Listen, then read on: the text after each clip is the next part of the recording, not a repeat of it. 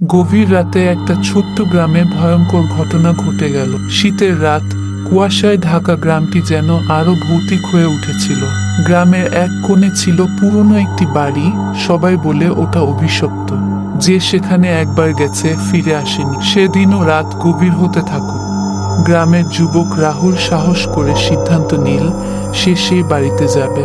লোকমুখে শোনা যায় রাতে সেই বাড়ির ভিতর থেকে অদ্ভুত আওয়াজ আসে, কেউ কেউ আবার কালো ছায়া দেখার কথাও বলে। রাহুল এসব কথায় বিশ্বাস করে না, তাই সে একাই বেরিয়ে পড়ল, হাতে শুধু একটা টর্চ। রাহুল বাড়ির সামনে পৌঁছাল। পুরনো বাড়িটির দরজা কড়া নাড়া দিলেই খুলে গেল, যেন তারই অপেক্ষায় ছিল। ভেতরে ঢুকতেই রাহুল টর্চ জ্বালালো। সাদা দেওয়ালে পুরনো পেইন্টের ছোপ, ঝুলে থাকা মাকড়সার জাল আর ভাঙা আসবাবপত্র। হঠাৎ করেই রাহুলের মনে হলো কেউ তাকে দেখছে। সে ঘুরে তাকাল, কিন্তু কিছুই দেখতে পেল না। সে একটু ভয় পেল, কিন্তু সাহস হারালো না। বাড়ির ভেতরে ঢুকে সে একের পর এক ঘর দেখছে, কিন্তু তখনই শুনতে পেল কারো কাদার আওয়াজ। রাহুল ধীরে ধীরে সিঁড়ি বেয়ে উপরে উঠতে লাগল। আওয়াজটা বাড়ির উপরের তলা থেকে আসছে। প্রতিটি পদক্ষেপ যেন তাকে আরো গভীর অন্ধকারে টেনে নিয়ে যাচ্ছে। উপরে উঠতেই সে দেখল এক মেয়ের ছায়া মেঝেতে বসে কাঁদছে। রাহুল সাহস করে তার কাছে গেল, কিন্তু হঠাৎ করেই মেয়েটি উধাও হয়ে গেল।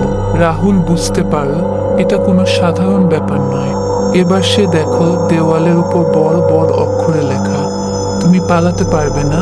রাহুলের গা ছমছম করে উঠল। সে দ্রুত নেমে যেতে চাইল, কিন্তু সিঁড়ি থেকে পড়ে গেল। পড়ে যাওয়ার সঙ্গে সঙ্গে অদ্ভুত কিছু ছবি তার মাথায় ভেসে উঠল। একটা ছোট মেয়ে যে এই বাড়িতে মারা গিয়েছিল, আর তার আত্মা এখানে আটকে আছে। রাহুলের চোখ খোলার পর দেখো সে বাড়ির বাইরে পড়ে আছে। গ্রামের লোকজন তাকে ঘিরে আছে। কেউ একজন বলল, তুই বাড়ির ভিতর ঢুকেছিলি? কতবার বলেছি ওখানে যাস না। রাহুল তাদের কিছু বলতে পারল না। তার মনে এখনো সেই মেয়ের কাদার আওয়াজ বাজছে। কিছুদিন পর রাহুল গ্রামের এক বৃদ্ধার কাছে গেল, যিনি ওই বাড়ি সম্পর্কে জানতেন। বৃদ্ধা তাকে জানালেন অনেক বছর আগে সেই বাড়িতে এক ধনী পরিবার থাকত। তাদের মেয়েটি একদিন রহস্যজনকভাবে মারা যায়। তারপর থেকেই বাড়িটা অভিশপ্ত। যারা সেখানে যায় তারা ওই মেয়েটির আত্মার সাক্ষাৎ পায়। রাহুল বুঝতে পারল মেয়েটির আত্মা মুক্তি পেতে চায়। সে সাহস করে আবার সেই বাড়িতে গেল, কিন্তু এবার একা নয়, তার সঙ্গে ছিল গ্রামের পুরোহিত। পুরোহিতের মন্ত্রোচ্চারণে বাড়ির ভেতর আবার সেই মেয়েটির আত্মা দেখা দিল। মেয়েটির আত্মা মুক্তি পেল। বাড়িটা ধীরে ধীরে স্বাভাবিক হয়ে উঠল।